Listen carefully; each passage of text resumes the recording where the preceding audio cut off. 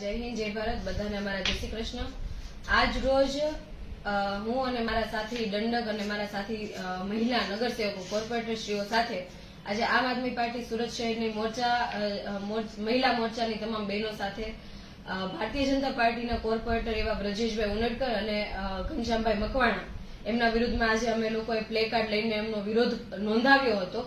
કારણ કે દર વખતે સામાન્ય સભાની અંદર વારંવાર જ્યારે આમ આદમી પાર્ટીની મહિલા બહેનો જે નગરસેવક છે, કોર્પોરેટર છે, જે લોકોએ મત આપીને એમને સદનમાં બેસાડ્યા છે, લોકોની રજૂઆતો કરવા માટે સદનમાં જ્યારે ભેગા થતા હોય ત્યારે ભારતીય જનતા પાર્ટીના અમુક કોર્પોરેટરોમાંના આ જે કોર્પોરેટરોના નામ લીધા એ કોર્પોરેટરો મહિલાઓ વિશે ટિપ્પણીઓ કરવી, મહિલાઓના અમારા જે નગરસેવક બહેનો જ્યારે ઉભા થઈને બોલતા હોય એમના ચાંદુડિયા પાડવા અને જાહેરમાં પણ અમે ના બોલી શકીએ એવા જે કૃત્યો કહેવાય કે વાત કહેવાય એવું બોલતા હોય છે। ત્યારે આજે અમે લોકો એમનો વિરોધ નોંધાવ્યો અને અમને ચીમકી આપી છે કે ભવિષ્યમાં પણ હવે બીજી વખત આવી ઘટના ના બને, ભવિષ્યમાં પણ આમ આદમી પાર્ટીની જે બહેનો છે એમના વિરુદ્ધમાં ક્યારેય કોઈ પણ પ્રકારની ટિપ્પણી, ક્યારેય કોઈ પણ પ્રકારના ચાંદુડિયા એવું ના કરવામાં આવે।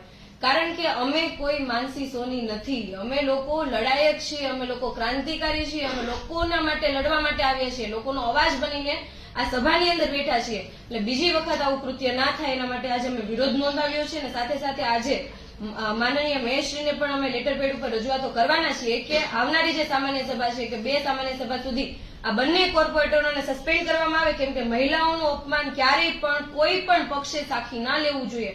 કેમ કે મહિલા એ નારી શક્તિ છે। જયારે આપણે એક વખત મહિલાઓને સશક્તિકરણની વાત કરતા હોય, મહિલાઓને આગળ વધારવાની વાત કરતા હોય ત્યારે જ એમાંના અમુક જે કોર્પોરેટરો, જે નગરસેવકો પર લાંછન કહેવાય એવા નગરસેવકોને સસ્પેન્ડ કરીને ઉદાહરણ બેસાડવું જોઈએ। ભારતીય જનતા પાર્ટીને, માનનીય મેયરશ્રીને ઉદાહરણ બેસાડવું જોઈએ। એના માટે આજે લેટર પણ આપવાના છીએ અને અમે ચીમકી સમજો, ચીમકી અને જે પણ સમજો અમે કહીએ છીએ બીજી વખત આમ આદમી પાર્ટીની બહેનો વિશે કોઈ પણ પ્રકારની અભદ્ર ટિપ્પણીઓ, અભદ્ર કોઈ પણ ભાષા સાથે કોઈ પણ વર્તન બિલકુલ ચલાવી નહીં લઈએ। જો હવે પછી આવી કોઈ ઘટના બનશે તો અમારો મોરચો, અમે લોકો ઘર સુધી પણ આવવા તૈયાર છીએ। જય હિન્દ જય ભારત।